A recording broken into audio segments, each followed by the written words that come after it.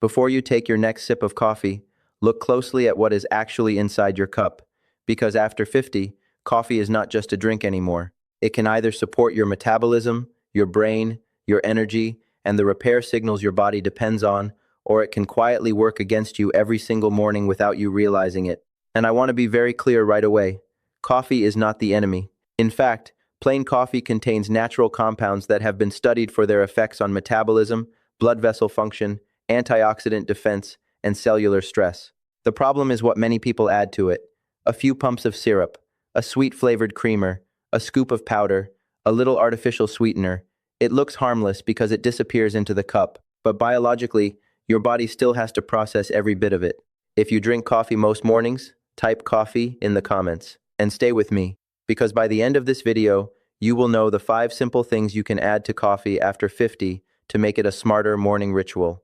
The 3 things you should strongly consider removing, and the exact way to prepare it so you get the benefit without turning your coffee into dessert.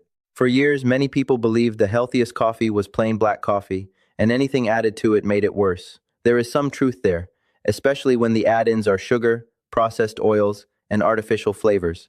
But that does not mean every addition is bad. Some additions can actually make coffee more interesting from a health perspective because coffee is already a delivery system for plant compounds. It is hot, it is bitter, it is taken consistently, and most people already drink it at the same time every morning. Coffee naturally contains polyphenols, including chlorogenic acids. These compounds have been studied for their role in glucose metabolism, oxidative stress, and vascular health. They are not magic. They do not repair every organ, but they do appear to be part of the reason coffee, when consumed in a reasonable way, has been associated in many population studies with better metabolic outcomes. The trouble begins when a potentially useful habit gets buried under ingredients that pull the body in the opposite direction. A plain cup of coffee is one thing. A large coffee with flavored syrup, sweetened creamer, and whipped topping is something else entirely. Many people think they are drinking coffee. Biologically, they are drinking dessert before breakfast. And after 50, that matters more. Your body often becomes more sensitive to blood sugar swings. Muscle mass becomes harder to maintain. Visceral fat around the organs becomes easier to gain and harder to lose. Sleep quality may not be what it once was. Energy can rise and crash more sharply. So the first drink of the morning is not a small detail. It can set the tone for your blood sugar, hunger, energy, and cravings for the next several hours. That is why I want you to stop thinking about coffee as just caffeine. Think of it as a morning signal. The signal can say, wake up, burn clean fuel, stay steady, and support healthy aging. Or it can say, spike insulin, chase sweetness, store energy, and feel hungry again in an hour. To understand why the right add-ins may help, we need to talk about 2 hidden systems in the body that become especially important with age. The first is your cellular repair environment. Your body is constantly repairing small amounts of damage. It clears old proteins, manages oxidative stress, maintains mitochondria, and uses complex signaling networks that help tissues respond to injury and stress. You may hear words like autophagy, mitochondrial support, inflammation control, and stem cell signaling. These are real biological ideas, but they are often exaggerated online. No food or drink is going to flip one switch and suddenly rebuild your body. That is not how biology works.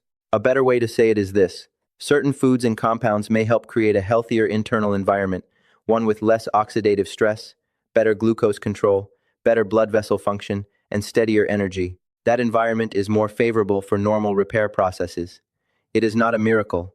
It is support. The second system is brown fat activity. Most people know about white fat because white fat is what we see around the belly, hips, thighs, and waist. White fat stores energy. It is not all bad, but too much visceral white fat around the organs is linked with insulin resistance, chronic inflammation, and higher cardiometabolic risk. Brown fat is different. Brown fat contains a high concentration of mitochondria, and one of its jobs is to burn energy to produce heat. This process is called thermogenesis. Adults still have brown fat, especially in areas around the neck, collarbone, and spine, although the amount and activity vary widely from person to person. Researchers are interested in brown fat because active brown fat appears to be connected with better metabolic health. But again, we have to be honest. You cannot drink 1 cup of coffee and expect brown fat to melt away decades of weight gain. That is fantasy. The real question is more practical. Can your daily habits gently support metabolic flexibility, energy use, and healthier body composition over time? That is the goal here. Not forcing your body, not hacking your body like a machine, supporting the systems your body already has. The question is not just how much fat you have. The question is whether your body is spending the day mostly storing energy or using energy. Before we add anything useful, we have to remove the things that are most likely sabotaging the cup. This is where many people make the biggest mistake. They try to add something healthy on top of something harmful. They add cinnamon to a coffee that is still full of syrup. They add collagen or protein powder to a drink that is still basically a dessert. They add a little cacao, but the creamer contains refined oils, sweeteners, stabilizers, and flavors. That is like opening a window for fresh air while smoke is still coming in from the other side of the room. The first coffee saboteur is sugary syrup. Vanilla, caramel, hazelnut, mocha, pumpkin spice, all of it can turn a normal coffee into a sugar vehicle. One pump may look small, but your metabolism still has to process it. And if you are using multiple pumps every morning, the habit adds up quickly. Liquid sugar is especially easy to underestimate because it does not feel like eating. You do not chew it. You do not feel full from it, but your pancreas still has to release insulin. Your liver still has to handle the incoming sugar. Your appetite still may be affected later in the morning. This is especially important if you are over 50 and dealing with belly fat, prediabetes, fatty liver, high triglycerides, or that familiar pattern where you feel tired after breakfast and hungry again before lunch. I am not saying a sweet coffee once in a while is a disaster. I am saying that if it is your daily routine, it may be one of the easiest places to make a meaningful improvement. The second saboteur is ultra-processed creamer. Many creamers are not really cream in the traditional sense. They may contain refined oils, emulsifiers, artificial flavors, stabilizers, and sweeteners. Some people use them because they want to avoid dairy. Others use them because they like the flavor. But from a metabolic point of view, the question is not whether it says non-dairy or low sugar on the front. The question is what is actually in the ingredient list. If your coffee creamer has a long list of ingredients you would not normally keep in your kitchen, that is worth noticing. For people with high cholesterol, fatty liver, insulin resistance, chronic inflammation, or difficulty losing abdominal fat, this is one of the first places I would look. You may be doing everything else right at breakfast, but the coffee itself is quietly dragging you backward. The third saboteur is a little more complicated. Artificial sweeteners and powders added to very hot coffee. Some people add sweetener packets. Others add flavored protein powder, collagen blends, or meal replacement powders. Not all of these are bad, and I do not want to scare you unnecessarily. But some sweeteners and additives behave differently under heat, and research into certain heated byproducts is still evolving. The more practical point is this. If your coffee needs a processed powder to taste good, it may be better to simplify the drink instead of trying to engineer it. If you use protein powder, choose a clean product, avoid excessive sweeteners, and consider mixing it into something cooler rather than dumping it into boiling coffee. If you use a sweetener, use as little as possible. And if the habit is mostly about sweetness, gradually retrain the palate. Your taste buds can adapt. Many people are shocked that after 2 or 3 weeks of reducing sweetness, regular coffee starts to taste naturally rich again. Now that we have removed what blocks the signal, let us talk about what you can add. The first smart add-in is raw cacao powder. Not hot chocolate mix, not chocolate syrup, not a sugary mocha powder, raw cacao powder. This matters because hot chocolate mix is often mostly sugar, milk powder, and flavoring. Raw cacao is different. It contains cocoa flavanols, including compounds such as epicatechin, which have been studied for their relationship to nitric oxide, blood vessel function, and antioxidant defense. Nitric oxide helps blood vessels relax. Better vascular function matters for the brain, the heart, the muscles, and overall energy. That does not mean cacao is a medicine. It means that adding a small amount of unsweetened cacao can bring polyphenols into a habit you already have. Raw cacao also changes the flavor of coffee in a very useful way. It adds depth and bitterness, almost like a dark chocolate note, which can reduce the need for sugar. This is how you make coffee taste richer without turning it into dessert. Start with half a teaspoon. If you like the flavor and your stomach tolerates it, move up to 1 teaspoon. Add it to the cup before pouring in the hot coffee so it disperses better. If it clumps, use a small whisk or milk frother, and be careful with products labeled cacao drink, cocoa blend, or chocolate superfood powder. Turn the package around and read the ingredients. You want cacao as the main ingredient, not sugar as the first ingredient. Raw cacao will not magically repair your arteries overnight, but it can add plant compounds to a morning habit in a way that is simple, inexpensive, and realistic. And that is the kind of change that people actually keep. The second add-in is one many people already use, but often in the wrong form: cinnamon, more specifically, Ceylon cinnamon. Most grocery store cinnamon is cassia cinnamon unless the label clearly says Ceylon cinnamon or true cinnamon. Cassia is not automatically dangerous in tiny amounts, but it contains more coumarin, a natural compound that can be a concern for the liver when consumed regularly in larger amounts. This is why I do not like the advice to just dump cinnamon into everything all day long. More is not always better, especially when you are using it daily. Ceylon cinnamon generally contains much lower coumarin levels, which makes it a better choice for a daily coffee ritual. It has a lighter, sweeter, more delicate flavor. It can help coffee taste naturally sweet without adding sugar. It has also been studied for possible effects on fasting, glucose, and insulin sensitivity, although results vary, and it should not be treated as a diabetes treatment. The practical dose is about 1/4 teaspoon in your coffee. That is enough for flavor and enough to make the ritual feel satisfying. Do not assume that if 1/4 teaspoon is good, 1 tablespoon is better. That is not how spices work. If you are taking medication for diabetes, if you use blood thinners, if you have liver disease, or if you are already taking cinnamon capsules, talk with your clinician before making cinnamon a daily high-dose habit. The mistake is not adding cinnamon. The mistake is adding the wrong cinnamon every single day and assuming that because it is natural, the dose does not matter. The third add-in is ground cardamom. This one is less common in American kitchens, but it has a long history in Middle Eastern and South Asian coffee traditions. If you have ever had Turkish coffee or Arabic coffee with that warm, fragrant, slightly sweet aroma, you may already know the flavor. Cardamom contains aromatic compounds such as 1,8-cineol and terpineol acetate. These compounds have been studied for antioxidant and metabolic effects, although much of the research is still early or based on small studies. What I like about cardamom is that it adds a sense of ritual. It makes coffee taste special without sugar. It gives the cup a warm, almost dessert-like aroma, but without turning it into dessert.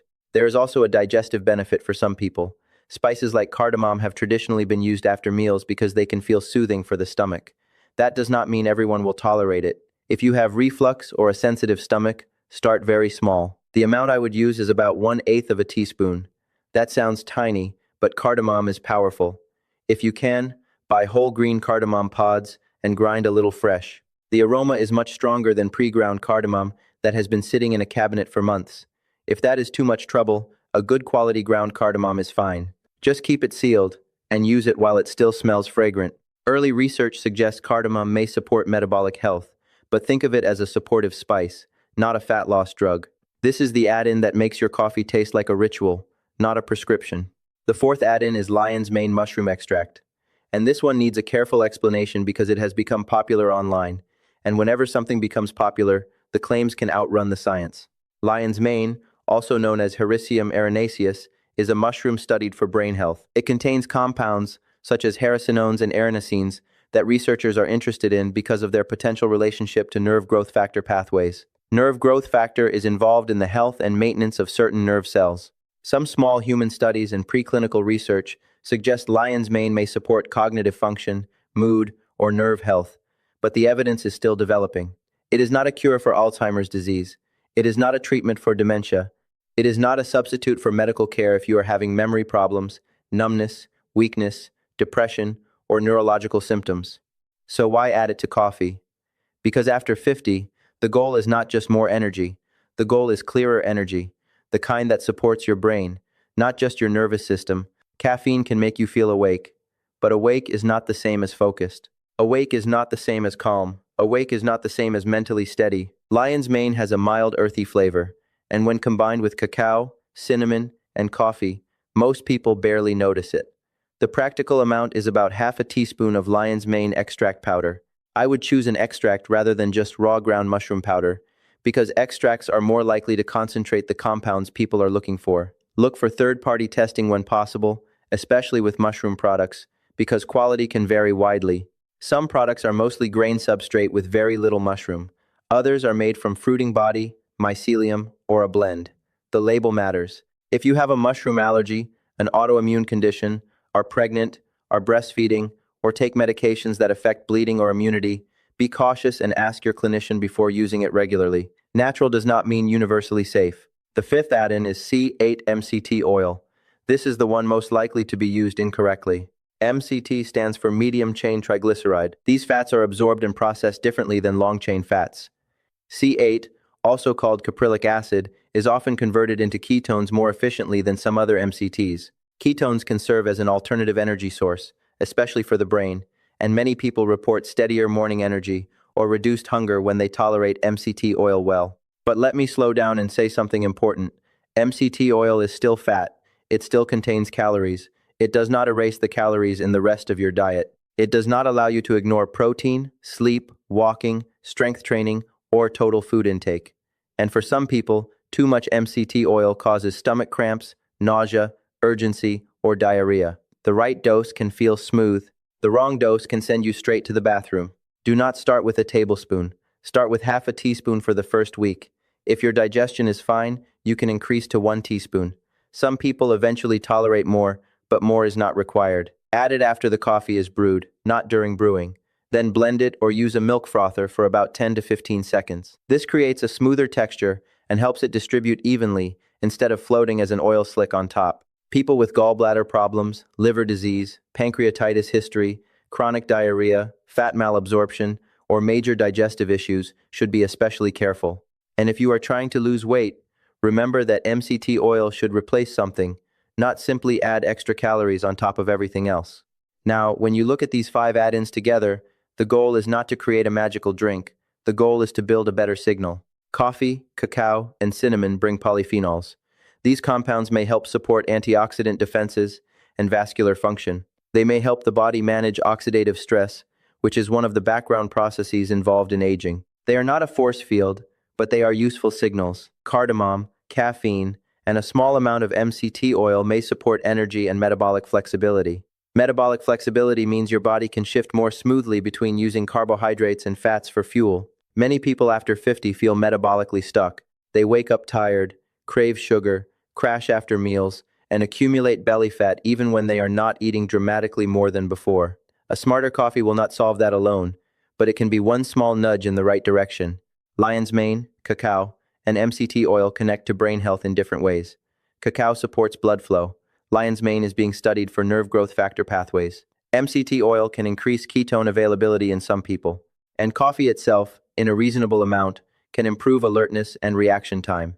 When you put those together carefully, the morning cup becomes less about chasing a caffeine jolt and more about building a steadier start to the day. This is not a replacement for walking, protein, sleep, medication, medical care, or calorie awareness. It is a small metabolic nudge, but small nudges repeated every day can become meaningful habits. This coffee is not magic, it is strategy. Small signals, repeated every morning, can become a very different habit over time. But preparation matters. If you just throw everything into boiling coffee, overload the cup, and cover it with sweetener, you miss the point. Keep it simple. Start with plain hot coffee. It should be hot, but not violently boiling. If it is boiling hot, let it cool for a minute before adding delicate powders. Add the powders first. Half a teaspoon to 1 teaspoon of raw cacao, 1/4 teaspoon of Ceylon cinnamon, 1/8 teaspoon of cardamom, and about half a teaspoon of lion's mane extract. Pour the coffee over them and stir well. Then add half a teaspoon of C8 MCT oil at the end and blend or froth for 10 to 15 seconds. Do not add syrup. Do not add a sweetened creamer. Do not turn it back into dessert after doing all this work. If you need creaminess, use a small amount of unsweetened almond milk or another simple option with minimal ingredients. If you prefer dairy and you tolerate it, use a small amount and see how your body responds, but avoid turning the drink into a high-calorie milkshake. And you do not need to start with all 5 add-ins tomorrow. In fact, I would rather you do the opposite. Start with 1 or 2. For most people, Ceylon cinnamon and raw cacao are the easiest first step. After a week, you might add cardamom. If you are curious about lion's mane, add it slowly and choose a quality product. If you want to try MCT oil, start with the smallest amount and pay attention to your digestion. This is how you make the habit safe and sustainable. You test, you observe, you adjust. Pay attention to how you feel after the coffee. Do you feel steady or jittery, clear or anxious, satisfied or hungry? Does your stomach feel comfortable? Does your sleep suffer if you drink it too late? Your body gives feedback. A smart protocol listens. Timing also matters. For many people, coffee works best in the morning, not late in the day. If you are sensitive to caffeine, wait 60 to 90 minutes after waking, or use a smaller amount. If you have anxiety, palpitations, uncontrolled blood pressure, reflux, insomnia, or certain heart rhythm issues, caffeine may not be your friend in large amounts. Choose the version that fits your body, not the version that sounds most impressive online. And if you are taking medications for diabetes, blood pressure, blood thinning, liver disease, thyroid disease, or any chronic condition, do not treat coffee add-ins like they are automatically harmless. Spices, mushroom extracts, and oils can interact with your situation. Food can support health, but it is not a substitute for professional medical care. Let me bring this back to the bigger picture. Your morning coffee is already a habit. The question is whether that habit is helping your body or quietly working against it. If your current coffee is full of sugary syrups, processed creamers, and sweetened powders, the first step is not to add more. The first step is to simplify. Remove the syrup, reduce the sweetness, replace the ultra-processed creamer. Stop turning coffee into dessert before breakfast. Then, once the cup is clean, you can make it smarter. Raw cacao for polyphenols and a richer flavor. Ceylon cinnamon for natural sweetness and a better daily cinnamon choice. Cardamom for aroma, digestive comfort, and a more satisfying ritual. Lion's mane extract for brain health support with realistic expectations.